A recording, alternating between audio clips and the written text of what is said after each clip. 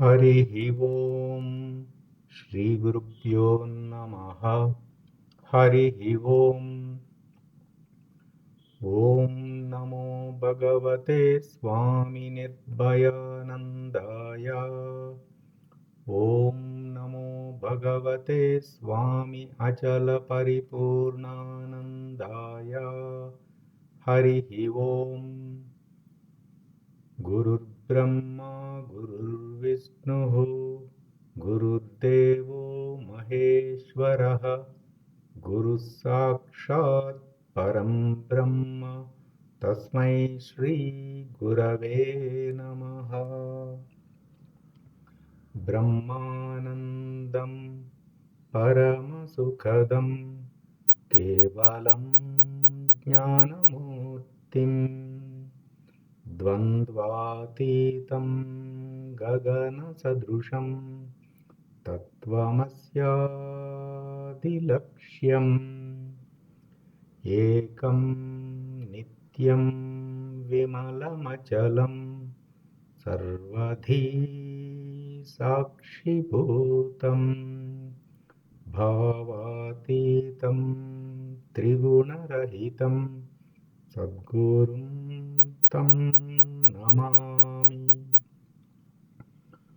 ॐ नमो ब्रह्मादिभ्यो ब्रह्मविद्या साम्प्रदायकर्तृभ्यो वंशऋषिभ्यो महाभ्यो नमो गुरुभ्यः। सर्वोपप्लवरहित प्रज्ञानघन प्रत्यगर्दो ब्रह्मैवाहमस्मि अहं पदार्थरहितः। सदाशिवसमारभते श्रीमहाविष्णु सूर्य याज्ञावल्क्य जनक व्यास शुकयोगी सान्दीप श्रीकृष्णजगद्गुरुभ्याम् शङ्करभगवत्पादाचार्यमध्यमाम् श्रीधर शिवरामाख्य कृष्णदेशिकवराभ्याम् मन्मडुपु सुब्बयार्य कोल्लिकोटयार्य गुरुप्रसादरावार्य स्वामी निर्भयानन्दाख्य अचलपरिपूर्णानन्दाभ्याम् अस्मदाचार्यपर्यन्तां वन्दे गुरुपरम्पराम्। ॐ सहनाववतु सहनौ भुनक्तु सह वीर्यं करवावहै तेजस्विनावधीतमस्तु मा विद्विषावहै। ॐ शान्ति शान्ति शान्तिः। पूर्वमेव निरालम्बम् आग्नेयं च निर्गुणं तथा दक्षिणे नित्यशुद्धं चैव नैऋत्यो निरुपद्रवम् पश्चिमे निष्कलं चैव वायुवे च निरञ्जनम् उत्तरे च निराकाशो ईशान्यो निर्मलो भवेत् ऊर्ध्वश्च निराकारतः अधश्च निर्विकारतः अन्तर्बहिश्च सर्वत्र अचलोऽयं सनातनः। ॐ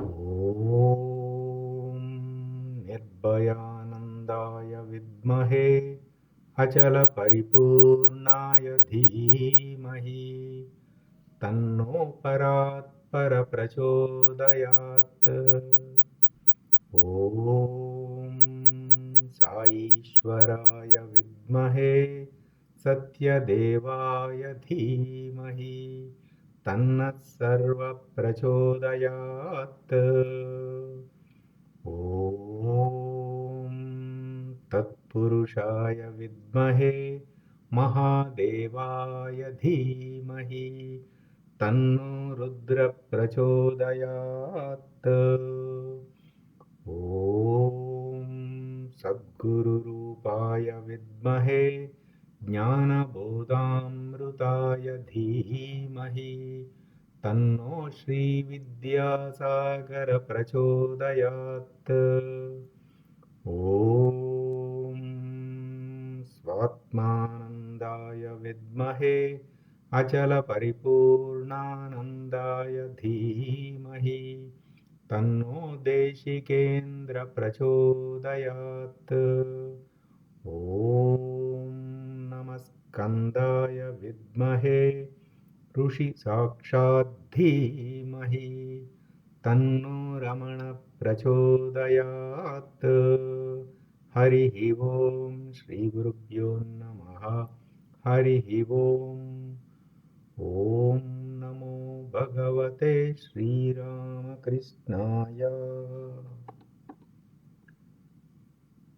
సాయిరామ్ అండి.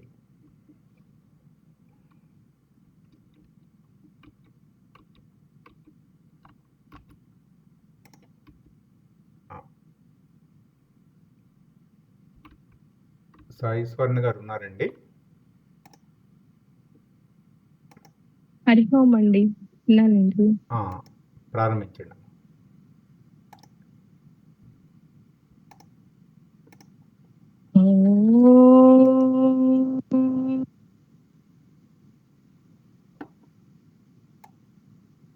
గణానాం త్వా గణపతిగం హవామహే కవిం కవీనాముపమశ్రవస్తమం జ్యేష్ఠరాజం బ్రహ్మణాన్ బ్రహ్మణస్పద ఆనశృణ్వన్నోతిభిः सीदसादनम् प्रणो देवी सरस्वती वाजेभिर्वाजनीवती धीनामवित्रयवतु गणेशाय नमः सरस्वत्यै नमः श्रीगुरुभ्यो नमः हरिः ओम् ॐ भद्रं कर्णेभिः शृणुयाम देवाः भद्रं पश्येमाक्षभिर्यजत्राः स्थिरैरङ्गैस्तुष्टुवागुंसस्तनूभिः यशेम देवहितं यदायुः स्वस्ति न इन्द्रो वृद्धश्रवाः स्वस्ति नः पूषा विश्ववेदाः स्वस्ति नस्तार्क्ष्यो अरिष्टनेमिः स्वस्ति नो बृहस्पतिर्ददातु ॐ शान्ति शान्ति शान्तिः। ॐ नमस्ते गणपतये त्वमेव प्रत्यक्षं तत्त्वमसि त्वमेव केवलं कर्तासि त्वमेव केवलं धर्तासि त्वमेव केवलं हर्तासि त्वमेव सर्वं खल्विदं ब्रह्मासि त्वं साक्षादात्मासि नित्यं ऋतौ वच्मि सत्यं वच्मि अवत्वं माम् अववक्तारम् अवश्रोतारम् अवदातारम् अवधातारम् अवानुजानमवशिष्यम् अवपश्चात्तात् अवपुरस्तात् अवोत्तरात्तात् अवदक्षिणात्तात् अवचोर्ध्वात्तात्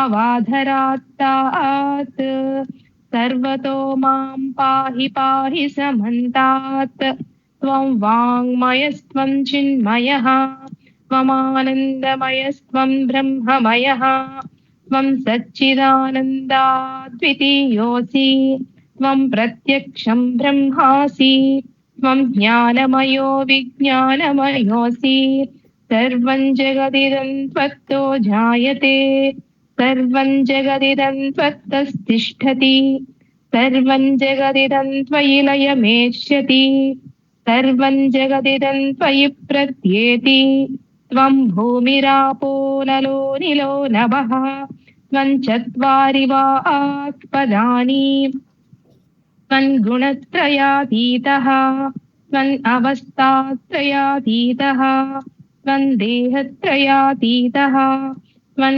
कालत्रयातीतः त्वं मूलाधारस्थितोऽसि नित्यं त्वं शक्तित्रयात्मकः योगिनो ध्यायन्ति नित्यं त्वं ब्रह्मा त्वं विष्णुस्त्वं रुद्रस्त्वमिन्द्रस्त्वमग्निस्त्वं वायुस्त्वं सूर्यस्त्वं चन्द्रमास्त्वं ब्रह्मभूर्भुवस्वरों गणादीं पूर्वमुच्चार्य वर्णादीं तदनन्तरम् अनुस्वारः परतरः अध्येन्दुलसितं तारेण रुद्धम् एतत्तव मनुस्वरूपम् गकारः पूर्वरूपम् अकारो मध्यमरूपम् अनुस्वारश्चान्त्यरूपम् बिन्दुरुत्तररूपम् नादसन्धानम् सगुंहिता सन्धिः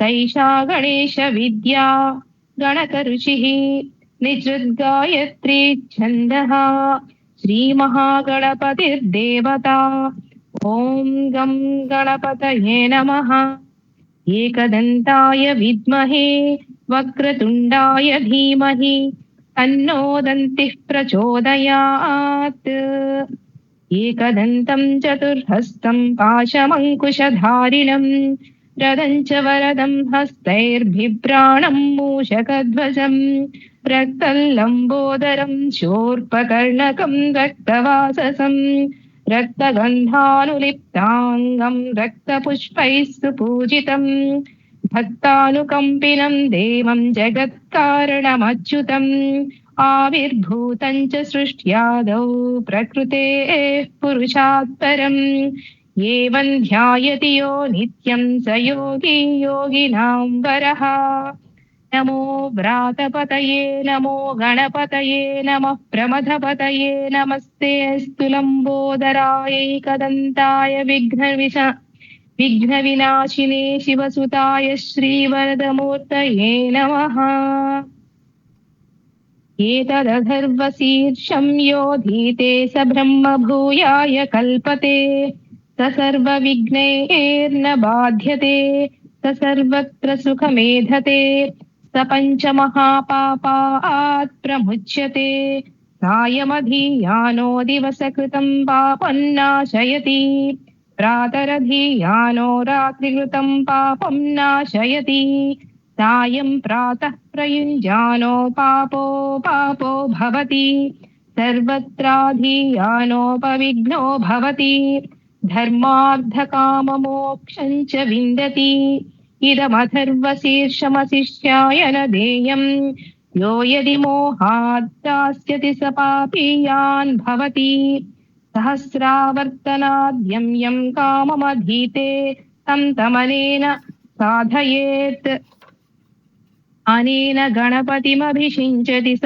वाग्मी भवति चतुर्ध्यामनश्नं जपति स विद्यावान् भवति इत्यधर्वणवाक्यं ब्रह्माद्यावरणं विद्यान्न बिभेति कदाचनेति यो दूर्वाङ्कुरैर्यजति स वैश्रवणोपमो भवति यो लाजैर्यजति स यशोवान् भवति स मेधावान् भवति यो मोदकसहस्रेण यजति स वाञ्छितफलमवाप्नोति यः साज्यसमिद्भिर्यजति स सर्वं लभते स सर्वं लभते अष्टौ ब्राह्मणान् सम्यग् ग्राहयित्वा सूर्यवर्चस्वी भवति सूर्यग्रहे महानद्यां प्रतिमासन्निधौ वा जप्त्वा सिद्धमन्त्रो भवति महाविघ्नात् प्रमुच्यते महादोषात् प्रमुच्यते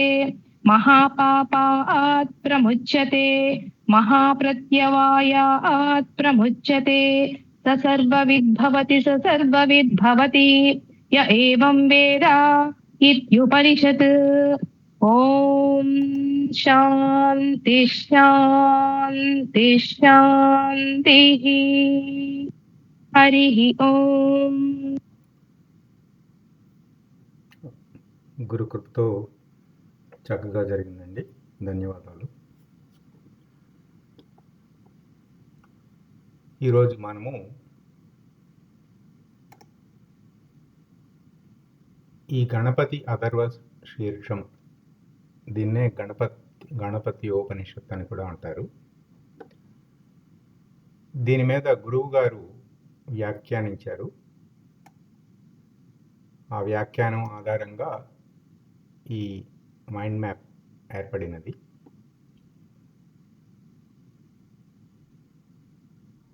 ఇప్పుడు స్వర్ణలత గారు ఏదైతే పారాయణం చేశారో ఇది అర్థం చేసుకుని ఆ భావనతో, ఈ జ్ఞానంతో నిత్యము ఒక ఆలంబనగా ఈ గణపతి అథర్వ శీర్షము ఉపయోగించుకోవచ్చు. అంటే మనం ఉనికిగా ఉండుటకు ఉపయోగపడుతుంది అన్నమాట, ఒక ఆలంబనగా. సరే, మొట్టమొదట అక్షరాలు కనిపిస్తున్నాయి దీని మీద, ఇంకా పెద్దది చేయాలా?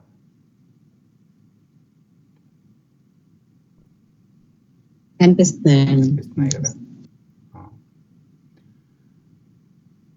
ఇక్కడ మొట్టమొదట ఏమని చెప్పారంటే,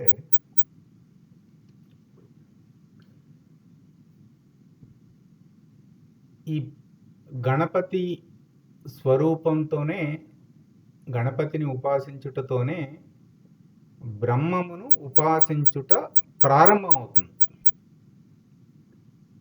అంటే జీవ బ్రహ్మైక్యము కదండి మన లక్ష్యం.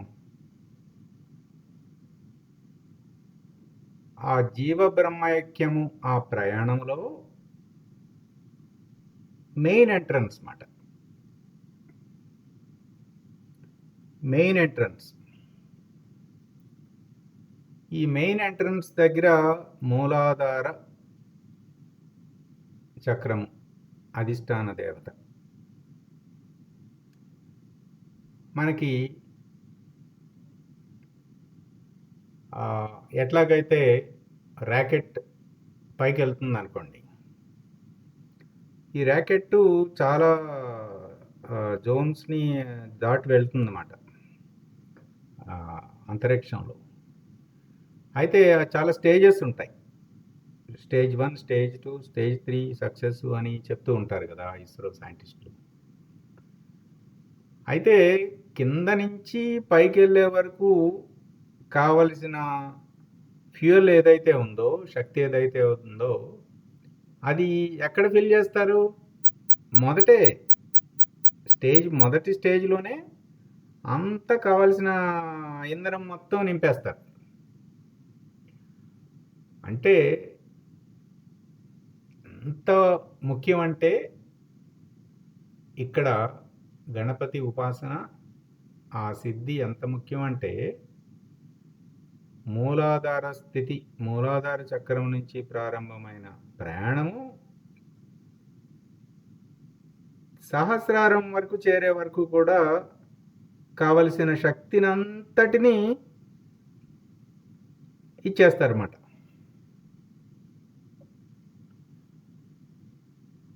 ఇక మన సనాతన సాంప్రదాయంలో మనము ఏ స్థితిలో ఉన్నామో, అంటే ఉన్న స్థితి నుంచి ఉన్నత స్థితికి ప్రయాణం చేసే విధంగా ఆ ఋషులు ఏర్పరిచారు. మరి ఉన్న స్థితి ఎక్కువ మందికి ఏమిటి? స్థూలంగానే చూస్తున్నాం. స్థూలంగా ఏం కనిపిస్తుంది? నిన్న మనము ఆల్రెడీ చెప్పుకున్నాం. కనిపించే స్థూలము అణువంత, వెనకమాల సూక్ష్మం, కారణం, మహకం చాలా ఉంది. అయితే ఈ స్థూలము దగ్గరే మనం ప్రారంభిస్తున్నాము. అంటే మొట్టమొదట మనకి గురు అనుగ్రహము, దైవానుగ్రహము ఈ స్థూలాన్ని అధిగమించటతోటే మనకు ప్రారంభం అవుతుంది. ఇది లేకపోతే అసలు మొదటి అడుగే పడదన్నమాట. స్థూలంగా ఉన్నటువంటి సమస్త సృష్టి కూడా గణపతియే. అది గురువాక్యం. రెండవది గణములు, గుణములు చాలా తేలికగా చెప్పారండి గురుదేవులు. ఇవన్నీ గుర్తుపెట్టుకోవటం కాకుండా ప్రకృతి అంటే ఏమనుకున్నాము? త్రిగుణములు, అంతే కదా. ఏదైనా 3 గుణములతోనే కదా ప్రకృతి. మనం ఆల్రెడీ చెప్పుకున్నాం, ప్రకృతికి లోబడి ఉంటే అధోముఖం వైపు ప్రయాణము, బుద్ధి కర్మానుసారిణిగా. ప్రకృతికి అతీతంగా ప్రయాణం చేస్తే ఊర్ధ్వముఖంగా ఇదే బుద్ధి ప్రయాణం చేసి బుద్ధిగ్రాహ్యం అతీంద్రియం. అంటే ఈ గణములు, గుణములు అంటే ఈ గుణములు, ఆ గుణములకి అధిష్టానంగా ఉన్న గణములు, దేవతలు. గణములేమో దేవతలు, ఈ గుణములేమో ఈ ప్రకృతి.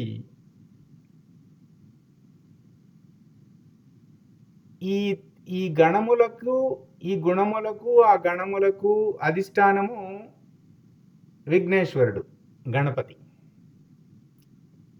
అంటే ఇటు ప్రకృతిలో సిద్ధికి, అటు ప్రకృతి అతీతంగా ప్రయాణం చేసి జ్ఞానసిద్ధికి ఈ గణపతినే అధిష్టానం. సృష్టిలో ఇంద్రియ గోచరమైనటువంటి సమస్తము గణపతి స్వరూపమే. అట్లాగే శక్తిగా మనం చెప్పుకుంటే, అంటే మనము బ్రహ్మాండ పంచీకరణంలో ఇది ఉన్నది కదండి, క్రియాశక్తి, ఇచ్ఛాశక్తి, జ్ఞానశక్తి, ఆదిశక్తి, పరాశక్తి. ఈ శక్తులలో క్రియాశక్తి అధిష్టానము గణపతి. అలాగే ఓంకారం నుంచి ఏ పంచబీజములు వచ్చాయో ఆ పంచబీజముల నుండి వచ్చిన పంచభూతములు, పంచబ్రహ్మలు, పంచశక్తుల సహకారంతో, అది కూడా ప్రారంభంలో ఈ లం బీజం మూలాధార చక్రం దగ్గర మాట. అంటే ఆ క్రియాశక్తికి అధినాయకుడు గణపతి. అసలు సృష్టి అంతా ఈ క్రియాశక్తి నుంచే ఈ సృష్టి మొత్తం వ్యక్తమైంది, ఏర్పడింది, పరిణమించింది.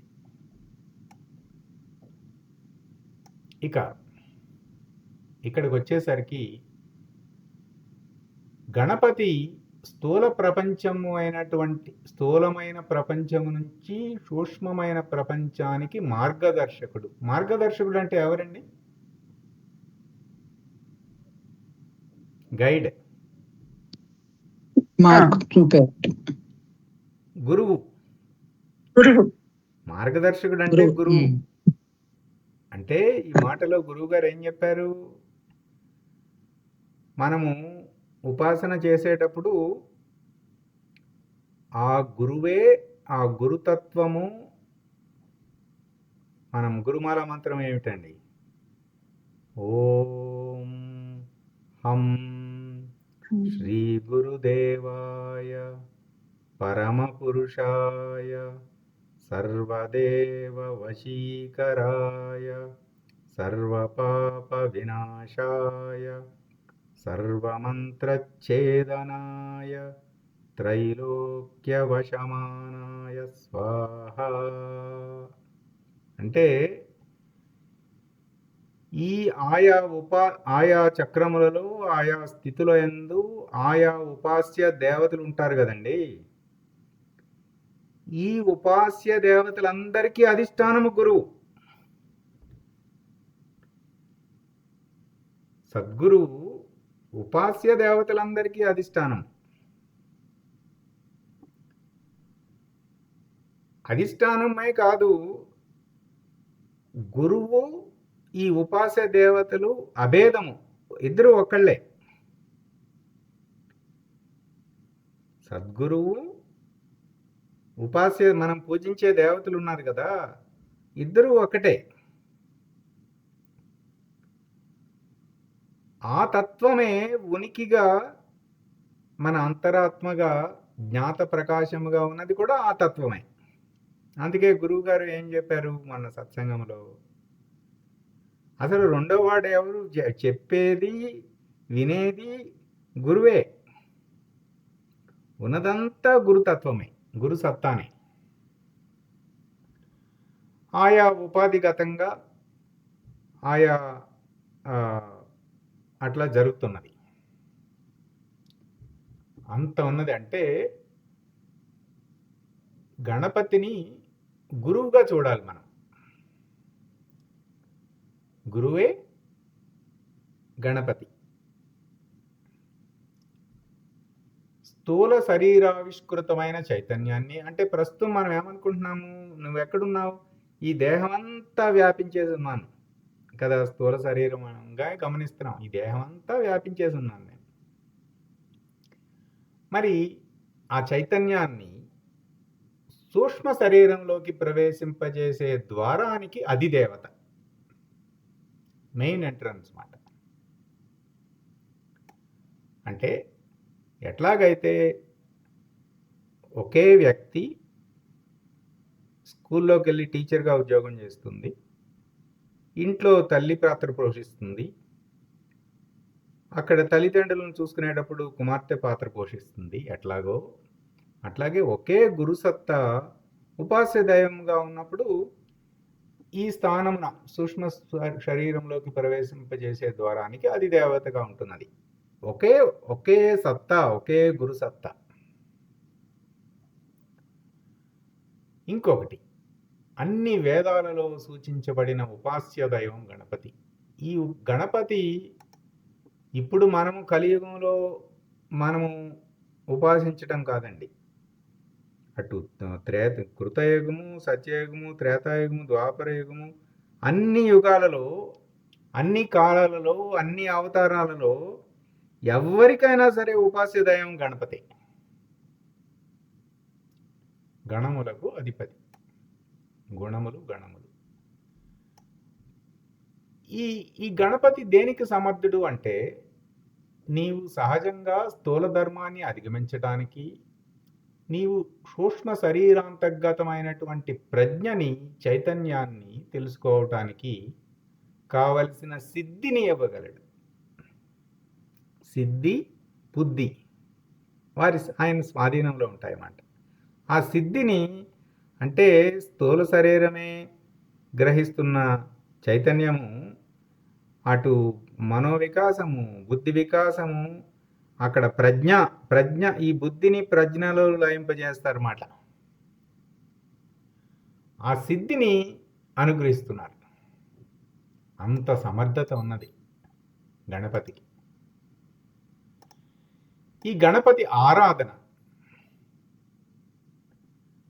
అంటే గణాధిపత్యం వహించిన క్రియాశక్తి స్వాధీనం అవటం ద్వారా గణపతి ఆరాధన జరుగుతున్నది.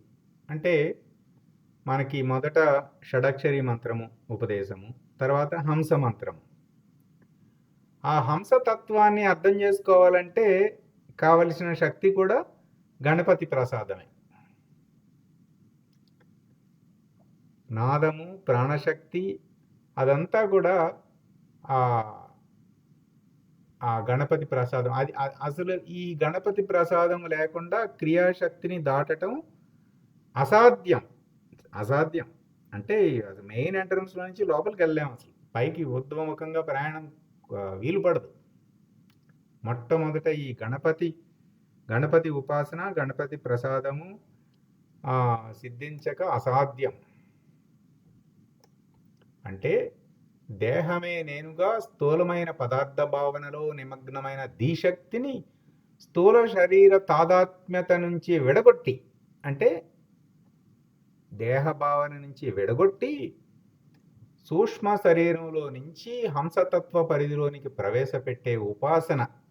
అంటే ఈ ఉపాసన ద్వారా గణపతిని ఉపాసిస్తున్నామంటే మనం ఈ స్థూల దేహ దృష్టి నుంచి వేరుపడి సూక్ష్మ దృష్టిలోకి ప్రవేశం జరగాలి ఉపాసనలో. అందుకనే దీనిని ఆది విద్యగా అంటారు. విద్యలలోకెల్లా ఆది విద్య. స్థూల ధర్మంలో పనిచేసే బుద్ధిని సిద్ధి దశను అందుకోవటానికి గాను శుద్ధ బుద్ధిగా తయారు చేసే శక్తి. ఏమిటి సిద్ధి అంటే ఏమిటి అంటే, ఇప్పుడు మనం చిన్నపిల్లలుగా ఉన్నప్పుడు మనము ఒరేయ్ ఈ టీచర్ చెప్తారు కదా, ఈ ఈ వ్యాసం మొత్తం నువ్వు కంఠస్థం చేయమని చెప్పేసి, ఈ పద్యం కంఠస్థం చేయమని. అమ్మో ఇది నా వల్ల కాదు బాబోయ్, మొత్తం 20 శ్లోకాలు ఉన్నాయి, కుదరదు అనేస్తాం. ఆ తర్వాత గురువు ఏం చేస్తారు, టీచరు, లేదు నీకు వస్తుంది, గట్టిగా చెయ్యి అని చెప్పేసి ప్రయత్నిస్తే కూడబలుక్కుని ఒక్కొక్క అక్షరం కూడబలుక్కుని చదువుతాం. అట్లా 4 రోజులు 5 రోజులు చేసేసరికి అక్షరాలు కూడబలుక్కోకుండానే చదివేయటం మొదలవుతుంది. అట్లా ఇంకొన్ని రోజులు చేసేసరికి సిద్ధి దశ వస్తుంది. అంటే ఆ దశ వచ్చేసరికి అసలు పుస్తకంలో చదవకుండానే కంఠస్థం చేసేసి ఆ 20 పద్యాలు చేసి చెప్పగలుగుతాం. అంటే మొదట అసలు ఇది సాధ్యమేనా అని అనిపించింది. గురువు మీద నమ్మకంతో గురువు చెప్పిన విధానంగా ప్రయత్నించగా నెమ్మదిగా క్రమముగా స్థూలము, సూక్ష్మము, కారణము, మహాకారణము అట్లా చివరికి సిద్ధించేసింది. సిద్ధి దశ. శుద్ధ బుద్ధిగా అయిపోయి ఏమైపోయింది, శుద్ధ బుద్ధి మాత్రమే శుద్ధ చైతన్యమును తెలుసుకోగలదు. మనము నిర్మలత్వం ఎంత అవసరమో మనం ఇంతకుముందే మాట్లాడుకున్నామండి. అందుకని విఘ్నేశ్వరుడికి అంత నిర్మలత్వం చాలా ముఖ్యం. ఎందుకంటే శుద్ధ బుద్ధిగా తయారవ్వాలన్నమాట. మరి ఈ గణపతి ఆరాధనకు జాతి, మత, కుల, మంత్ర, యంత్ర, తంత్ర ఏ నియమాలు లేవు. ఎవరైనా సరే చక్కగా చేసుకోవచ్చు, వారి శక్తిని అనుసరించి చేసుకోవచ్చు. అట్లాగే ఇది ఒక వార్నింగ్ అన్నమాట. ఇది 2 పక్షాల్లో పనిచేస్తుంది. అంటే ఒకవేళ ఇలా ఉపాసన చేసి ఆ సూక్ష్మాన్ని, స్థూల సూక్ష్మ సంధి, ఆ సంధిలో విశేషాలను తెలుసుకున్న వాడైతేనేమో చక్కగా సాధన ఏమి విఘ్నాలు లేకుండా చక్కగా సునాయాసంగా జరిగిపోతుంది, స్థూలాన్ని అధిగమించడం జరిగిపోతుంది. కానీ అట్లా తెలుసుకోలేదనుకోండి, స్థూలంలోనే ట్రాప్ అయిపోయాడు అనుకోండి, ఇరుక్కుపోయాడు అనుకోండి, గ్రహించలేదనుకోండి, స్థూలమే సత్యంగా భావిస్తున్నాడు అనుకోండి, ఆ స్థూల ధర్మం బలపడిపోయి దేహాభిమానం పెరిగిపోతుంది. అంచేత తస్మాత్ జాగ్రత్తగా ఉండాలి. లేదంటే ఇటు బలపడిపోతుంది. ఎందుకంటే క్రియాశక్తి ఉన్నది, అటు అటాచ్ అయ్యి అనుసంధాన పడే బదులు ఇటు అనుసంధాన పడిపోతుంది. జాగ్రత్తగా ఉండాలి. అందుకే సాధకుడు సవ్యమైన మార్గంలోనే చేయాలి. సవ్యమైన మార్గం అంటే బుద్ధిని ప్రచోదనం చేసే పద్ధతిగా ఊర్ధ్వముఖంగానే చేయాలి. అందుకనే విఘ్నేశ్వరుడికి అన్ని ప్రసాదాలు మనము అన్ని శుద్ధ సాత్వికమైన ప్రసాదాలు. ఏమి ఈ మసాలాలు అవన్నీ ఈ రాజోగుణము తమోగుణంగా ఉండవు విఘ్నేశ్వరుడి ప్రసాదం. ఎందుకని, మనము శుద్ధ బుద్ధి అనే సిద్ధి కొరకు మనము ప్రజ్ఞతో బుద్ధిని, శుద్ధ బుద్ధి మాత్రమే ప్రజ్ఞతో లయమైపోతుంది. అందుకని ఆయా ప్రసాదాలు నిర్దేశించారన్నమాట. అంత సాత్వికంగా ఉంటుంది, అంత న్యాచురల్గా ప్రకృతిలో దొరికే వాటితో సహజంగా, సాత్వికంగా, నిర్మలంగా, శుద్ధంగా జరుగుతుంది అన్నమాట గణపతి ఉపాసన అంతా. రాజసిక తామసిక ఆచరణ ఉండదు. వాటినే ఆ విఘ్నేశ్వరుడు స్వీకరిస్తాడు. శుద్ధమైన వాటినే స్వీకరిస్తాడు. ఇట్లా గణపతిని ఆరాధన చేసే విధానం. మరి ఈ గణపతి ఈ ఆరాధన చేస్తే ప్రసాదం ఏమిటి? గణపతి ప్రసాదం అంటే సూక్ష్మ ప్రపంచం, సూక్ష్మంలోనే ఈ సమస్త సిద్ధులు ఉంటాయన్నమాట. చాలా జాగ్రత్తగా ఉండాలి. ఆ సూక్ష్మ ప్రపంచం అదొక పెద్ద ట్రాప్ మాట. రామకృష్ణ పరమహంసులు, రమణులు, గురువు గారు అందరూ చెప్పారు, వాటిని గుర్తించరాదు. సమస్త సిద్ధులను పొందగలడు, కానీ ఏది కూడా ఉపయోగిస్తే ఆ దేహం ఇంకా ఆ జన్మకు పనికిరాదు, అంతే. మొదటి సిద్ధి మూలాధారం నుంచి సహస్రారానికి సాధకుడు ఈ జన్మలోనే సాధించడానికి కావలసిన సమర్థత మొత్తం అంతా ఇక్కడే ఇవ్వబడుతుంది. అంటే సహస్రారం వరకు వెళ్ళడానికి కావలసిన ఇంధనం ఫ్యూయల్ ట్యాంక్ మొత్తం ఇక్కడే ఫిల్ అయిపోతుంది. అంత శక్తి లభిస్తుంది. మహాగణపతి యొక్క సాక్షాత్కార దర్శన ప్రభావం ఎంతంటే, ఇక తర్వాత అంటే ఒకసారి స్థూలాన్ని దాటిపోయాం అనుకోండి, మళ్ళీ విగ్రహ పూజ ఇవన్నీ ఇంకా ఏం ఉండవు కదా, స్థూలాన్ని దాటిపోయాం కదా. అంటే ఆయా ఉపాస్య దైవాలని మళ్ళీ పూజించడం ఉంటుంది ఆ పైన, కానీ అదంతా సూక్ష్మంగా జరిగిపోతుంది. అంటే స్థూలంగా మనము పూజించుకునేది, ఉపాసన చేసేది విఘ్నేశ్వరుణ్ణి. ఆ పైన కూడా మనం చేసుకుంటాం, కానీ ఆ పైన అంతా సూక్ష్మం. స్థూల సూక్ష్మ సంధిలో ఏర్పడే సిద్ధి అన్నమాట. ఒకసారి ఈ సిద్ధి లభించితే మళ్ళీ స్థూలంలోకి పడిపోవటం అంటూ ఉండదు. అంటే ఒక్కసారి గణపతి ప్రసాదం సిద్ధించి మనము స్థూలాన్ని దాటితే ఆ హంసతత్వము ఆవిష్కరించబడి ఆ ప్రాణశక్తి సహజంగా ఊర్ధ్వగమనమే ఉంటుంది. అంటే యోగ భ్రష్టత, ఆ భ్రష్టత అనేది చాలా, యోగ భ్రష్టత అంటే ఏంటంటే చ్యుతి చెందటం. కొండెక్కాము, కొండెక్కి అక్కడే ఉండాలి కదా. కొండ దిగినా కొండ ఎక్కినప్పుడు ఉన్న స్థితిలోనే కొండ దిగాక కూడా ఉండాలి, వ్యవహరించాలి. కానీ భ్రష్టత చెందితే ఎంత అంటే 7 కొండల మీద నుంచి కిందకు దూకితే ఎంత పెద్ద దెబ్బలు తగులుతాయి, చాలా ఎక్కువ తగులుతాయి కదా. అది చాలా ప్రమాదం. యోగ భ్రష్టత అంటే చాలా ప్రమాదం. ఒకసారి ఈ ఈ గణపతి సిద్ధితో ప్రసాదం ద్వారా మనము దాటేస్తే గనక ఆ భ్రష్టత అనేది ఉండదు మాట. సాధకుల యొక్క ఉత్కృష్ట స్థితి, ఈశ్వర దర్శన స్థితిని పొందగలిగేటటువంటి అర్హత లభిస్తుంది. పరమాత్మ సాక్షాత్కారం సాధించబడటానికి తప్పనిసరిగా ఈ గణపతి సాక్షాత్కార దర్శనం తప్పనిసరి. ఇక ఇప్పుడు ఇది అథర్వణ వేదంలో ఉన్నది, ఇది ఒక ఉపనిషత్తు. ఇక్కడ గురువు గారు అంటే అసలు ఈ ఉపనిషత్తులు ఎట్లా ఏర్పడ్డాయి అనేది కూడా ఇందులోనే ప్రస్తావించారండి. ఇక్కడ మనకి గాయత్రి మంత్రం విశ్వామిత్రుడు అందించారు కదా. అంటే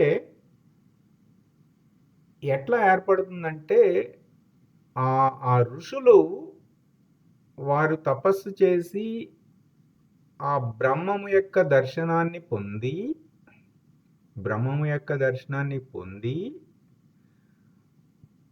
ఆ దర్శనాన్ని ఆవిష్కరింపచేసుకోవడానికి, అంటే ఇతరులు ఆవిష్కరింపచేసుకోవడానికి ఒక విధానాన్ని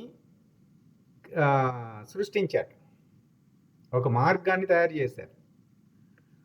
ఆ మార్గమే ఆ మంత్రము అక్షరాలతో సంపుటీకరించి ఏ దేవతా దర్శనం అయితే వారికి కలిగిందో ఆ దర్శనం తర్వాత ఆ మంత్రాన్ని సంపుటీకరించారు, ఆయా ఆకారాన్ని వారి తయారు చేశారు. అంటే ఇది ప్రతీకగా ఉంటుందన్నమాట. అంటే నిర్గుణ నిరాకారుడు కదా ఈశ్వరుడు, కానీ సగుణ సాకారంగా ప్రతీకగా సింబాలిక్ మెటఫర్, సింబాలిక్, మన వేదాంతం అంతా సింబాలిక్గా ఉంటుందన్నమాట, ప్రతీకగా. ఏకదంతం అంటే అద్వైతం, ఏకదంతం ద్వంద్వాతీతం, రెండు లేవు, ఒక్కటే.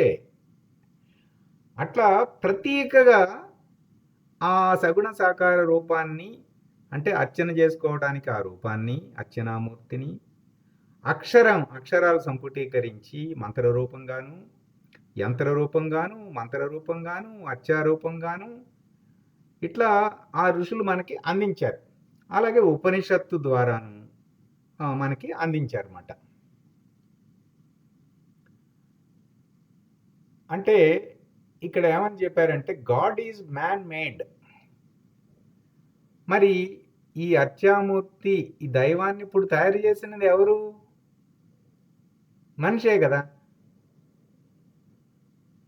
మనిషే తయారు చేశాడు ఆ రూపాన్ని, ఆ మంత్ర విద్యని, ఆ ఉపనిషత్తుని, ఆ యంత్రాన్ని. కానీ బ్రహ్మమును దర్శించాక చేశాడు. బ్రహ్మము ఉన్నది, ఆ బ్రహ్మమును ఆయా ఋషులు సిద్ధించుకున్నారు, సిద్ధించి ఇలా వ్యక్తీకరించారు అంతే.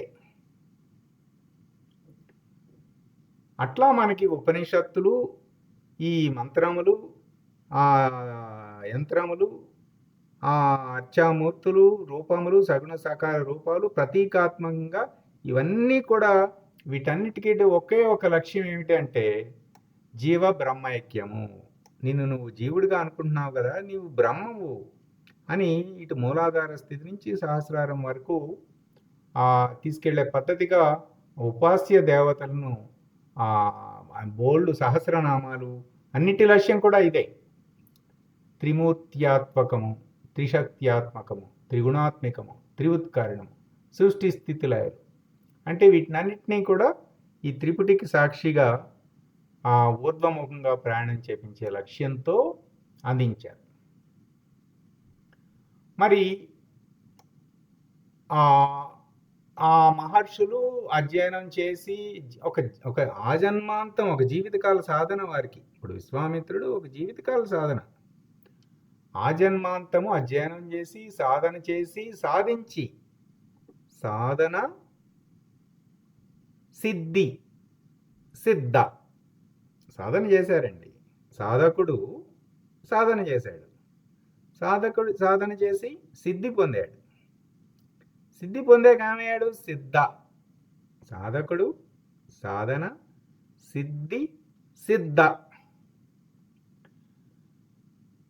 అప్పుడు ఆ బ్రహ్మజ్ఞానాన్ని ఉపనిషత్తుగా వ్యక్తీకరించారన్నమాట. ఆయా ఉపాస్య దైవాలు ఆ విధానము ఆయా దశలలో దాటవేస్తూ ఉంటారు. ఈ ఉపాస్య దేవాలన్నీ కూడా మళ్ళీ సద్గురువు ఆదేశం మేరకు, అవతారుల ఆదేశం మేరకే జరుగుతూ ఉంటాయి. ఆయా భూమికల దగ్గర నుంచి నిన్ను అవతలకు దాటిస్తూ ఉంటారు. గురుసత్తా, ఒకే గురుసత్తా. గురువుగారు ఏమని చెప్పారంటే ఆత్మలు అనేది ఉండదు, ప్లోరల్ కాదు, ఆత్మ అంతే, ఆత్మతత్వం అంతే. గురువులు ఉండదు. గురువులు అంటే మళ్ళీ ప్లోరల్ బహువచనం అయిపోయింది. లేదు, ఒకటే గురువు అంతే, గురువులు కాదు. గురువు, ఏ గురువు అయినా సరే గురువు అంతే. గురు సత్తా, సత్తా మాత్రముగా. అశరీర సద్గురువులు అంటే గురువు శరీరిగా ఉండవచ్చు, అశరీరిగా ఉండవచ్చు. అశరీర సద్గురువులు ఉపాస్య దైవాలను ఆదేశించగలిగే సమర్థత కలిగిన వారు. నిన్న కూడా మనం చెప్పుకున్నాం ఎట్లా కంచి పరమాచార్యులు ఎట్లా ఆయన మాట చెప్తే కామాక్షమ్మ అనుగ్రహం ఉంటే అలాగే జరుగుతుందంటే జరుగుతుంది అంతే. ఉపాస్య దైవాలను ఆదేశించగలిగే సమర్థత కలిగిన వారు. కానీ బయట పడరు, అట్లా కనిపించరు. సద్గురు చరణాలలో సర్వదేవత ప్రతిష్ఠితమైన గురు ఉపాసన ఆయన పాదాలలో ఎందుకు మనం షిరిడి సాయి అందులో పారాయణంలో కూడా చూసుకున్నాం కదా, సాయి సచ్చరిత్రలో తీర్థయాత్రలు ఏకంటే ఎందుకు ఇక్కడే ఉన్నాయి కదా అని చెప్పేసి ఆయన కాలి బొటన వేలుతో పుణ్యనదులను సృష్టిస్తారు. అంటే సద్గురు చరణాలలో సర్వదేవతా ప్రతిష్ఠితమైన గురు ఉపాసన ఉన్నది. అందుకని గురుచరణం ట్రస్ట్ అంటే మనం ఎందుకు ఈ పేరు పెట్టుకున్నామంటే మన ఆశ్రమానికి గురు చరణములు గురు పాదకులకు అందుకని ఆశ్రయించాలి. సమస్త దేవీ దేవతా స్వరూపం మాట ఆ గురు పాదకులు. గురు సత్తాని ఆశ్రయిస్తున్నాం మనం. ఇక మరి మనము మొదట చెప్పుకోలేదు ఈ ఉపనిషత్తు, ఎందుకంటే మనము సాధనా చతుష్టయ సంపత్తి తప్పనిసరి. ఎందుకంటే స్థూల దృష్టితో ఉండే వారికి ఉపనిషత్తు చదివే అధికారం లేదు. అందుకని సాధనా చతుష్టయ సంపత్తిని సంపాదించి ఆ స్థూల ధర్మాన్ని నిరసించటానికి ఉద్యుక్తమైన వాడు మాత్రమే ఉపనిషత్తులను గ్రహించే బుద్ధిశక్తిని కలిగిన వాడు. మనము అంతకుముందు 2వ శ్లోకంలోనే మనము సాధనా చతుష్టయ సంపత్తి చెప్పేసుకున్నాము 2:3లో. గణపతి ఉపాసన చేత మీకు ఆయుక్తమైన బుద్ధి, అంటే ఆ బుద్ధి ఊర్ధ్వముఖం తిరిగిన బుద్ధి కలుగుతుంది. తర్వాత అవిఘ్నమస్తు, పరబ్రహ్మ పదమును ఎక్కడి వరకు అంటే ఆత్మనిష్ట, బ్రహ్మనిష్ట, పరబ్రహ్మ నిర్ణయం వరకు కూడా అంతఃకరణం అనేటటువంటి దాన్ని మౌన స్థితిలో ఉంచటానికి కావలసిన ఆత్మ సంయమ యోగం. అంటే సంయమనము అంటే గురువుగారు ఇచ్చిన నిర్వచనము అప్రధానము చేయటం.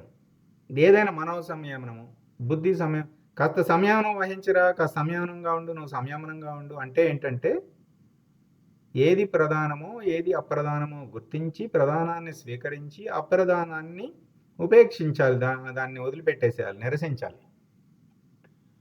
అంటే బుద్ధి ప్రజ్ఞలో లయమైపోయి ఆత్మను మాత్రమే, ఉనికిని మాత్రమే గుర్తించటం, వ్యవహారాన్ని గుర్తించకుండా ఉండటం. ఆ స్థితి మొత్తము ఈ మార్గ మధ్యంలో మనకు వచ్చే అడ్డంకులన్నీ ఉంటాయి కదా, ఈ అడ్డంకులన్నిటినీ కూడా నిన్న మనం అనుకున్నాం కదండి. ఉనికిగా ఉండుటకు మనకి అడ్డెవరు అంటే నేనే అనుకున్నాం. నేను దేహభావన కలిగిన నేను, అహంకారి నేను, వీడే అడ్డు. ఈ అడ్డుని తొలగించాలంటే గురువుని ఆశ్రయించాలి. గురువుని ఆశ్రయించటం అంటే ఏంటంటే మన తల తీసి గురువు తల పెట్టుకోవాలి. అంటే ఏమిటంటే మన తెలివితో అయ్యే పని కాదు. గురువును మనం బాగా గమనిస్తున్నాం కదా, వారి బోధలు వినుట ద్వారా, వారితో ఉండుట ద్వారా, వారి సన్నిధి ద్వారా మనకి ఏదైనా సందర్భం వచ్చిందనుకోండి, ఈ సందర్భంలో గురువు గారు ఉంటే ఏం చేస్తారు, అది మనం చేయాలి. ఈ సందర్భంలో గురువు గారు చేసిన సాధన కూడా మనందరం చాలాసార్లు గురువు గారు చెప్పారు, మనము తెలుసుకున్నాం కదా. అప్పుడు ఏమిటంటే మన తల తీసేసి గురువు తల పెట్టుకున్నాం మనం. గురువు గారు ఈ సందర్భంలో ఉంటే ఈ నిర్ణయం చేస్తారు. అప్పుడు ఏమైపోయింది, అప్పుడు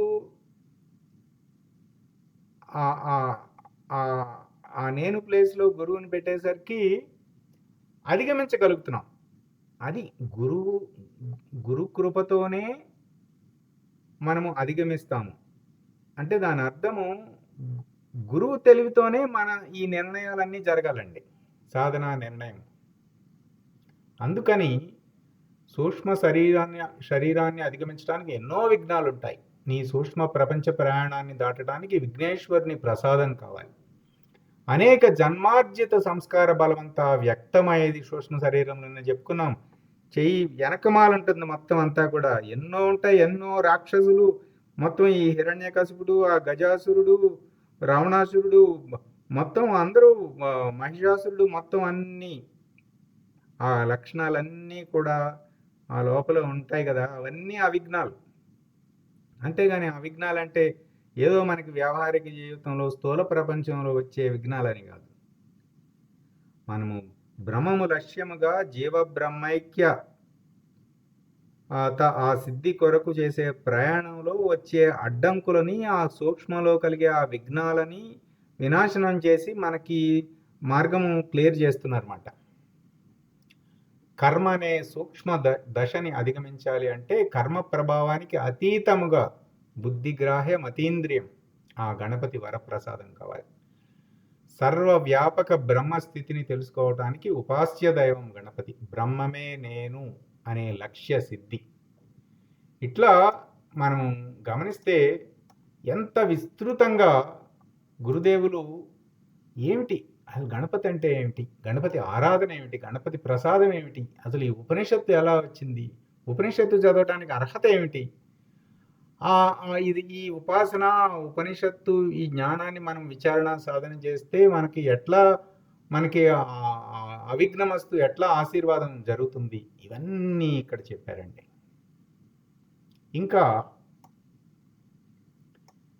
ఇంకా ఇటువైపు లం ఇత్యాది పంచపూజ అంటే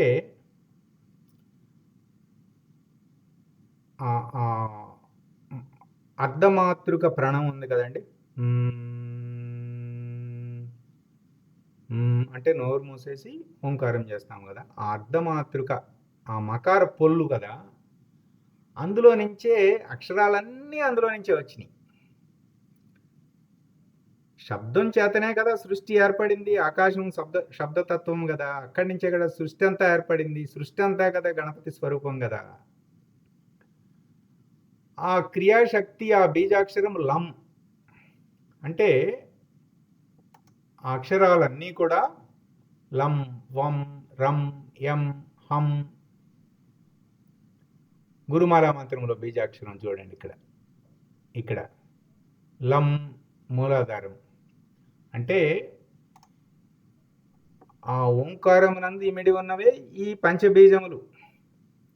ఈ పంచబీజముల నుండి ఆ పంచబ్రహ్మలు పంచశక్తుల సహకారంతో పంచభూతములు, ఆ పంచభూతముల నుండి ఈ పాంచభౌతిక దేహము.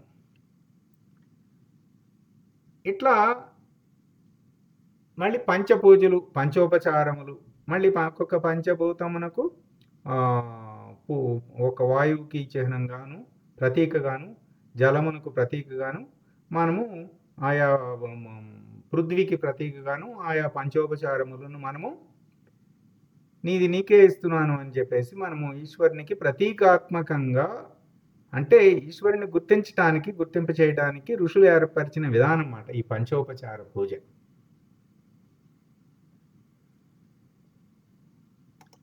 అట్లాగే ఓం లం పృథ్వీతత్వాత్మికాయ నమః. పృథ్వీతత్వము స్థూలం, ఆ స్థూలానికి అధిష్టానం గణపతి. అట్లాగే ఈ మంత్రం కూడా ఓం గం గణపతయే నమః అంటే ఈ గుణములు గణములు, ఈ మనలో వచ్చే ఆలోచనలు అన్నీ ఉన్నాయి కదా, అవన్నీ గుణములతో తయారైనవే కదా. మరి ఈ థాట్స్ అన్నీ కూడా మనము ఒక స్ట్రక్చర్ లేదనుకోండి, మనకేంటంటే ఇక్కడ ఒక చిన్న సూక్ష్మం ఉందండి. అంటే మనకి స్థూలంగా ఏంటంటే ప్రకృతి జరిపేస్తుంది, కానీ సూక్ష్మంగా మానసికంగా ఆర్గనైజేషన్ అంటూ ప్రకృతి ఏమీ చేయటం లేదు. అది ఆ శక్తిని ఈశ్వరుడు మనకే ఇచ్చాడు మన బుద్ధికి.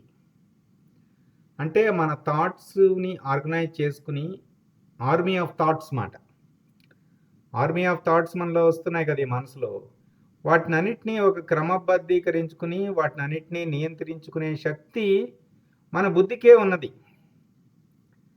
ఆ థాట్స్కి లీడర్ మాట గణపతి.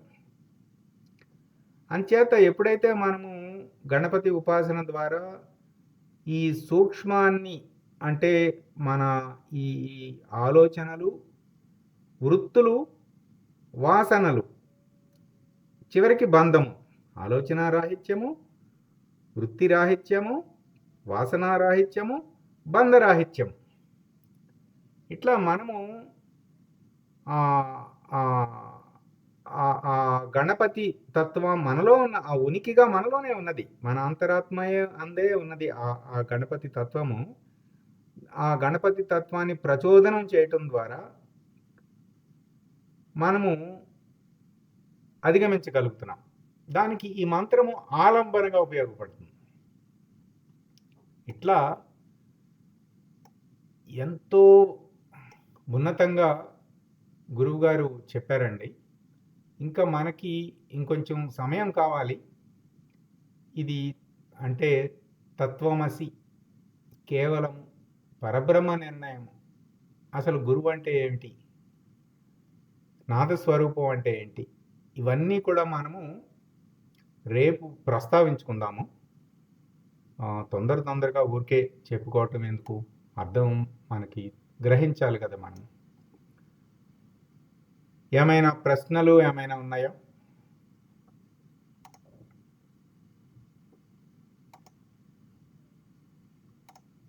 అర్థమైందండి మీరు చెప్పింది.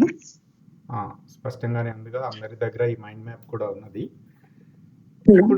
ఇప్పుడు మనము అందరము ఈ గణపతి అథర్వ శీర్షం చక్కగా కంఠస్థం చేసుకోవచ్చండి. నేను వీడియోలు కూడా పెట్టాను, మనకి యూట్యూబ్లో మనకి చక్కగా నిలయం వాళ్ళు చక్కగా నేర్పిస్తున్నారు స్వరబద్ధంగా. అప్పుడు ఏమిటంటే ఆ ప్రచోదనం అవుతుంది. అక్షరాలు కూడా బ్రహ్మమే. అక్షరంలో చైతన్యం ఉంటుంది. ఆ బీజాక్షరాలు ఋషులు దర్శించి అందించిన అక్షరాలు ఈ అక్షరాలు. అప్పుడు అక్షరానికి ఒక పద్ధతిగా అనుదాత, ఉదాత స్వరములు అన్నీ కూడా జాగ్రత్తగా నేర్చుకుని మనము చేస్తే ఆ ప్రచోదనం జరుగుతుంది. అట్లా క్రమంగా ఈ ఒక్క గణపతి అథర్వ శీర్షము మనందరము, మన సాధక సభ్యులు అందరము కూడా చక్కగా కంఠస్థం చేసుకుంటే మొత్తము మన వేదాంతంలో ఉన్న అన్నీ కూడా ఇందులో వచ్చేసాయి. మనకి ఇది గుర్తుపెట్టుకోవడానికి ఒక యాంకర్గా ఉపయోగపడుతుందండి, ఒక హ్యాండ్ బుక్ మాట. అంటే మన మైండ్లోనే మళ్ళీ పెద్దగా పుస్తకం ఓపెన్ చేయాల్సిన అవసరం లేదు మనకి. ఇదే మనము అనుకుంటూ ఉండవచ్చు. అందుకని ఈ గణపతి అథర్వ శీర్షము చక్కగా కంఠస్థము చేద్దాము. మన సత్సంగంలో ఎవరైనా కాస్త నేర్పించేవారు ఉంటే కనుక అందరికీ కూడా నేర్పించవచ్చు, చాలా ఉపయోగపడుతుంది. రేపు మిగతా అది చూద్దామండి. ఇప్పుడు పూర్ణ మంత్రము.